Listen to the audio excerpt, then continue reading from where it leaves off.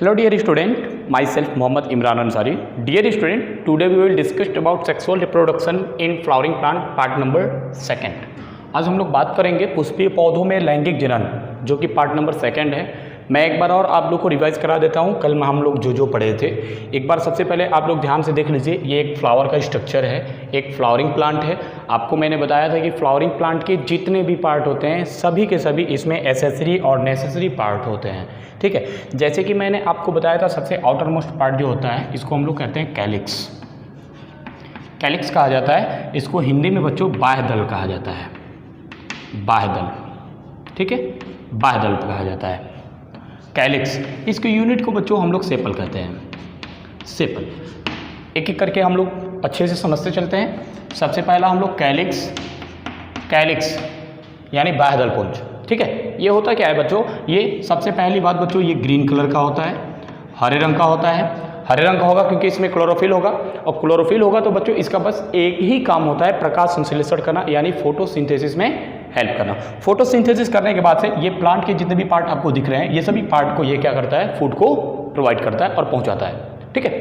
तो आप लोग ये समझ गए कैलिक्स क्या होता है। कैलिक्स सबसे बाहरी भाग होता है, पुष्प का सबसे आउटर मोस्ट पार्ट होता है, सबसे बाहर का भाग होता है, जिसको हम लोग कैलिक्स या बाह्य दल कहते हैं। इसके इकाई को सेपल कहा जाता है। ये क्या काम करता है, मैंने आपको भी बताया, हरे रंग का होता है, इसलिए प्रकाश संश्लेषण में मदद करता है, ठीक है, फोटोसिंथेसिस में हेल्प करता है, ठीक है। और फोटोसिंथेसिस करने के बाद से जितने भी ये पुष्प के आपको पार्ट दिखाई दे रहे हैं, इन सब के पास ये फूड को भेजने का काम करता है, सबको फूड को देने का काम करता है।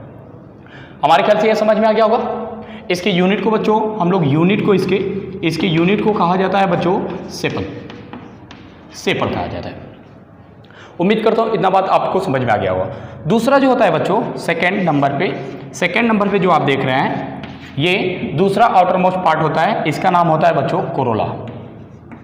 कोरोला इसके इकाई को बच्चों हम लोग कहते हैं पेटल, पेटल कहा जाता है। हिंदी में बच्चों इसको कहा जाता है दल, ठीक है।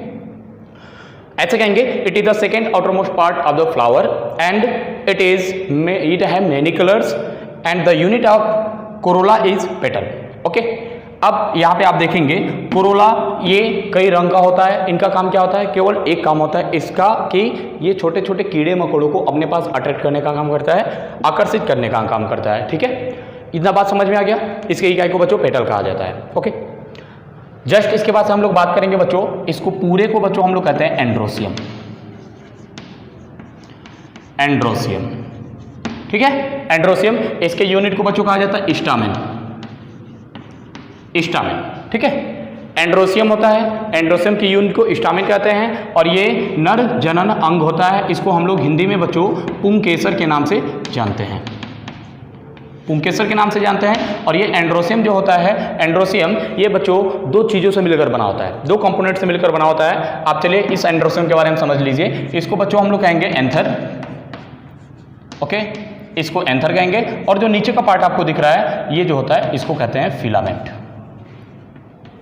इसको कहते हैं बच्चों फिलामेंट। अब समझिए एंथर और फिलामेंट होता क्या है। यही बच्चों सबसे मेन पार्ट है, ये और ये, इसी के बारे में हम लोग को डिटेल से पढ़ना है। देखिए एंथर क्या होता है, एंथर जो होता है, ये जो एंड्रोसियम होता है इसका सबसे अपर मोस्ट पार्ट होता है, सबसे ऊपर का भाग होता है। और इसी एंथर के अंदर बहुत सारे पॉलन सैक होते हैं। इस पॉलन सैक के अंदर बहुत सारे बच्चों पॉलन ग्रेन पाए जाते हैं, इस बात को याद रखिएगा। और जो दूसरा होता है बच्चों फिलामेंट, जिसको हम लोग हिंदी में तंतु के नाम से भी जानते हैं, ये फिलामेंट केवल एक सपोर्टिंग मीडियम का काम करता है, यानी कि एक सहायता प्रदान करने का काम करता है कि एंथर अच्छे से खड़ा रहे, ठीक है। यानी ये फिलामेंट का काम होता है, एंथर को खड़े रखने में मदद करता है। और बच्चों इन सबको मिला के हम लोग कहते हैं एंड्रोसियम। एंड्रोसियम की इकाई को हम लोग स्टामेन कहते हैं। बच्चों ये नीट के एग्जाम में कई बार पूछा हुआ क्वेश्चन है, इसलिए इसको आप लोग अच्छे से याद रखिएगा। और ये बहुत सारे कंपटीशन में भी पूछता है कि एंड्रोसियम की यूनिट को क्या कहा जाता है, तो स्टामेन कहा जाता है। ये एक या अनेक बहुत सारे स्टामेन से मिलकर बना होता है, ओके। जस्ट आफ्टर दिस हम लोग बात करेंगे बच्चों, अब हम लोग बात करेंगे पुष्प का सबसे अंदर का भाग, यानी फ्लावर का सबसे इनर मोस्ट पार्ट क्या होता है, इसका नाम क्या है बच्चों। तो ध्यान दीजिए, ये सबसे अंदर का जो पार्ट आपको दिख रहा है, इसको हम लोग पूरे को कहते हैं बच्चों गाइनोसियम, गाइनोसियम। और बच्चों याद रखिएगा, इसके दो यूनिट का नाम, दोनों यूनिट सेम होता है। एक को कहते हैं बच्चों पिस्टल, या इसी का एक और नाम होता है बच्चों जिसका नाम है कार्पल, पिस्टिल या कार्पल इसका नाम होता है। ये फीमेल रिप्रोडक्टिव पार्ट होता है, फीमेल यानी मादा जननांग होता है ये, ठीक है, पुष्प का सबसे अंदर का भाग, और मादा जननांग होता है जो कि फर्टिलाइजेशन यानी निषेचन करने में और पॉलिनेशन करने में हेल्प कराता है, ठीक है। सबसे पहले इसमें समझिए 3 पार्ट्स होते हैं, तीनों पार्ट का नाम याद रखिएगा। पहला जो होता है सबसे ऊपर का जो पार्ट होता है बच्चों, इसको कहते हैं स्टिग्मा, जो कि मैं आप लोगों को बता चुका हूं। इसके अंदर का जो पार्ट होता है बच्चों, इसको कहते हैं स्टाइल, ये भी मैंने आपको बता दिया है। ये अंदर का जो पार्ट होता है बच्चों, इसको कहते हैं ओवरी यानी कि अंडाशय, ये भी मैंने आपको बताया है। अब तीनों में काम क्या क्या होता है ध्यान समझिए। जो भी ये एंथर से, ध्यान समझिएगा, जो भी ये एंथर से पॉलन ग्रेन, जैसे कि मान लीजिए बहुत सारे पॉलन ग्रेन बनते हैं तो यहां से ये फूट जाता है, ठीक है। ये फूटने के बाद से यहां से जो पॉलन ग्रेन होते हैं ये डायरेक्ट उड़ते उड़ते चले आते हैं यहां पे। तो स्टिग्मा का काम क्या होता है, ये स्टिग्मा क्या करती है, इस पॉलन ग्रेन को अपने पास चिपका लेती है, ठीक है। चिपकाने के बाद से अब ये जो पॉलन ग्रेन होता है बच्चों, ये यहां से एक पाइप बनाता है जिसको पॉलन ट्यूब कहा जाता है। ये पॉलन ट्यूब धीरे धीरे धीरे धीरे इस स्टाइल के माध्यम से नीचे की ओर जाता है, और नीचे की ओर आने के बाद से ये चला जाता है अंदर की तरफ। और अंदर की तरफ आपको मैं बता दूं बच्चों कि ओव्यूल पाए जाते हैं, बहुत सारे ओव्यूल्स होते हैं, इसमें 8 ओव्यूल्स पाए जाते हैं, यहां पर आप देख सकते हैं, ठीक है ना, ऐसे ओव्यूल्स होते हैं। अब जैसे ही यहां से जो आया हुआ है सेल, ये जाके इन लोगों से फ्यूज हो जाता है और जाइगोट बना लेता है, ठीक है। और इस प्रकार से पॉलिनेशन का प्रोसेस भी हो जाता है। तो इतना बात समझने के बाद से बच्चों हम लोग अब समझेंगे पॉलिनेशन के बारे में। तो आइए एक एक के बारे में थोड़ा सा एक बार और हम लोग लास्ट टाइम इसको हम लोग समझने जा रहे हैं, इसके बाद से हम लोग आगे बढ़ जाएंगे, ठीक है। देखिए सबसे पहले आप लोग लिखेंगे कैलिक्स यानी बाह्यदल के बारे में। इसमें क्या लिखेंगे, ये पुष्प का सबसे बाहरी भाग होता है, ठीक है, जिसको हम लोग कैलिक्स या बाह्यदल कहते हैं। इसके इकाई को सेपल कहा जाता है, ये हरे रंग का होता है, इसलिए ये प्रकाश संश्लेषण में मदद करता है, ठीक है। It is the outermost part of the flower, it is green in colour, so it help in the process of photosynthesis. The unit of calyx is known as sepal, okay. Second बच्चों इस पर आएंगे हम लोग, दूसरा number लिखेंगे Corolla यानी petal के बारे में। तो कोरोला यानी दलपुंज, ये क्या होता है, पुष्प का दूसरा बाहरी भाग होता है जो बहुत सारे रंग को अपने पास रखे रहता है। इसका काम क्या होता है, छोटे छोटे इंसेक्ट को, कीड़े मकोड़ों को अपने पास आकर्षित करना, इसके इकाई को पेटल कहा जाता है। It is the second outer most part of the flower and it have many colour, so it help in the process of attracting of insect, ठीक है। The unit of Corolla is petal, याद रखिएगा इस बात को।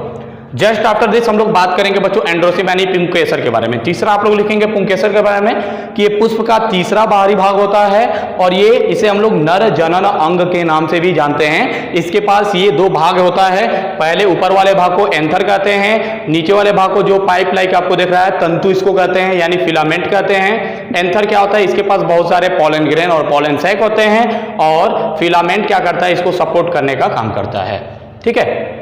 It is the third outermost part of the flower and it is male reproductive part of the flower. Its unit is stamen. It have 2 parts. First anther and second filament. Anther have many types of pollen grain.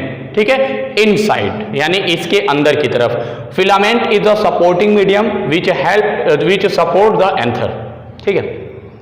Just इसके बाद से हम लोग बच्चों बात करेंगे gynoecium यानी चौथे पार्ट का, ठीक है। गाइनोसियम मतलब होता है, इसका हिंदी होता है बच्चों स्त्री केसर। स्त्री केसर ये पुष्प का सबसे अंदर का भाग होता है, ठीक है। इसको मादा जननांग कहते हैं। ये 3 चीजों से मिलकर बना होता है, वर्तिकाग्र, वर्तिका और अंडाशय से, ठीक है। वर्तिका का काम क्या होता है, ये पॉलन ग्रेन को अपने पास चिपकाने का काम करता है।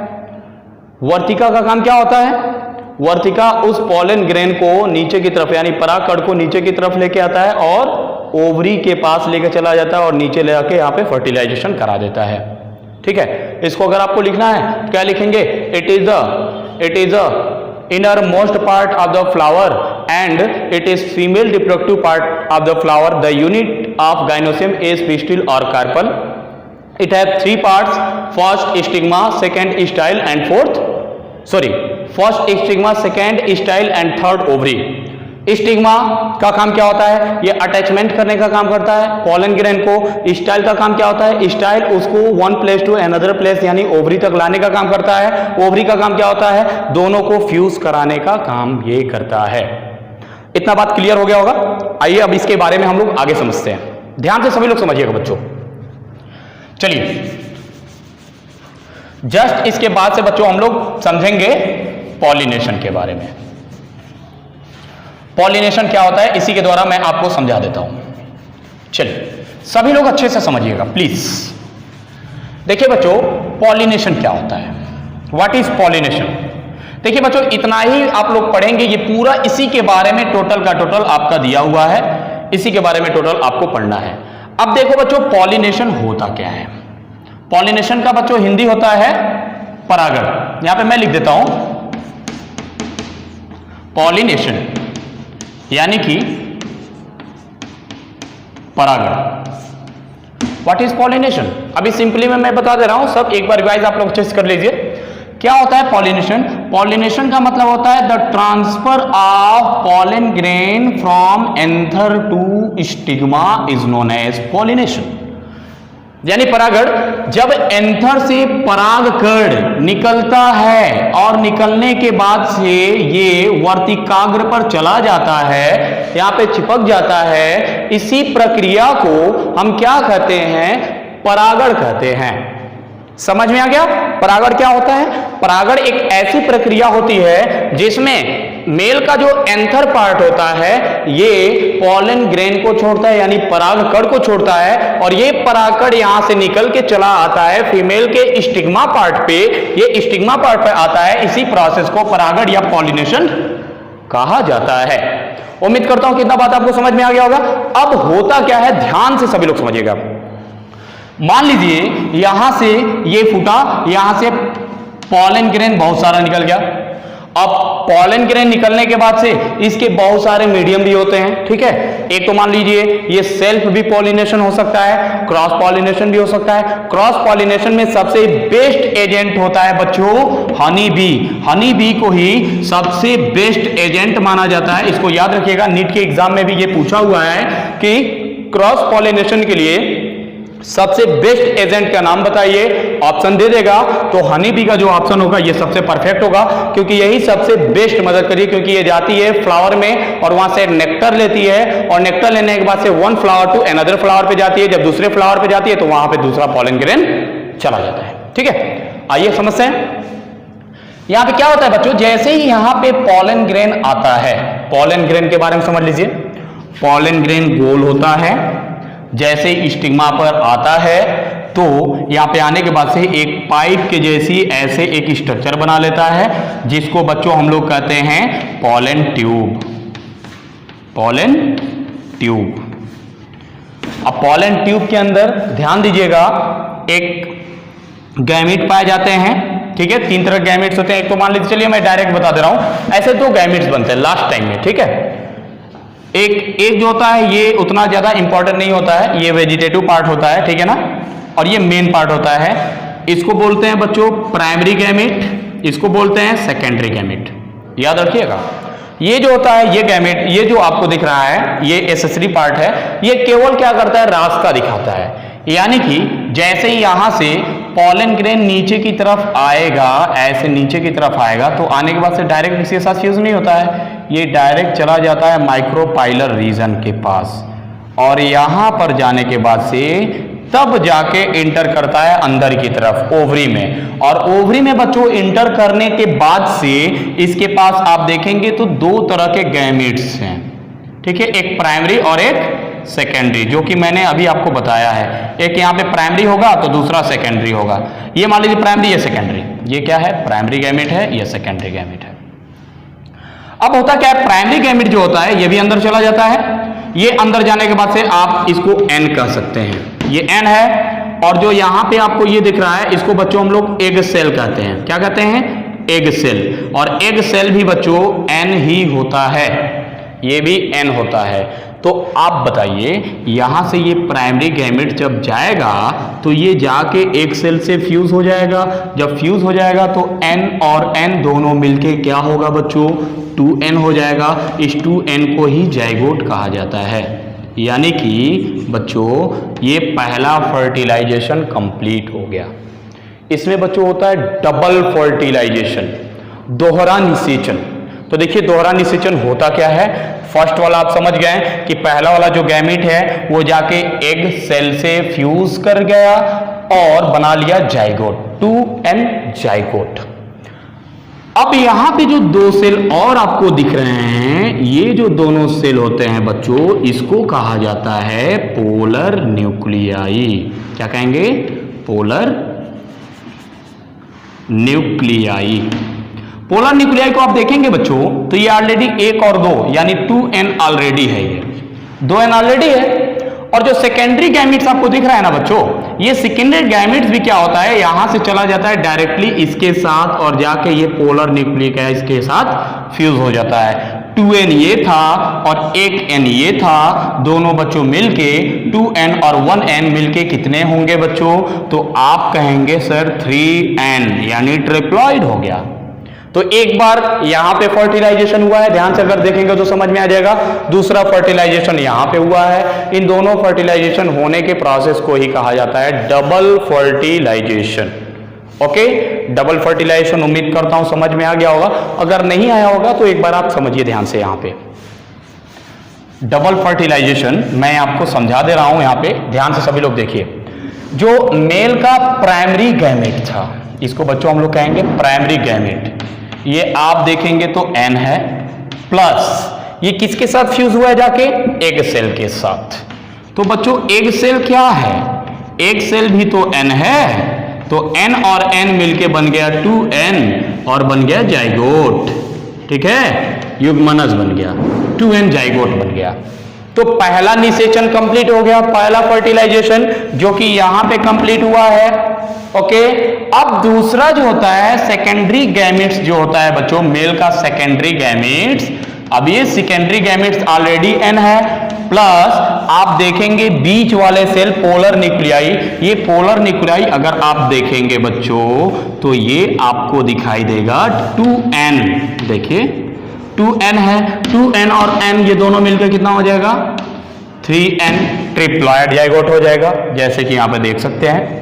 ठीक है, 3n हो गया। तो दो बार फर्टिलाइजेशन हुआ है ना, इसी प्रोसेस को बच्चों कहा जाएगा डबल फर्टिलाइजेशन, यानी कि दोहरा निषेचन। ठीक है, अब बच्चों ध्यान दीजिए, दोहरा निषेचन समझ में आ गया।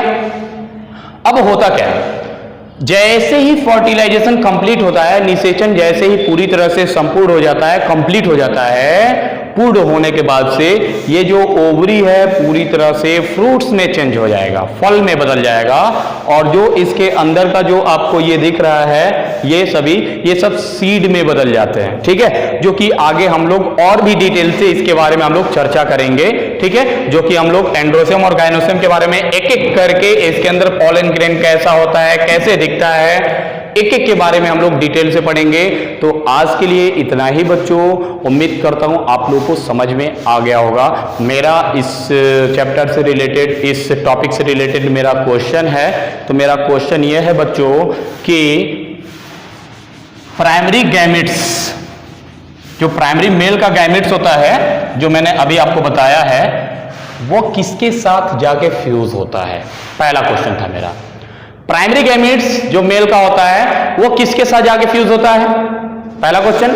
दूसरा क्वेश्चन मेरा ये है, सेकेंडरी जो गैमेट्स है वो किसके साथ जाके फ्यूज होता है?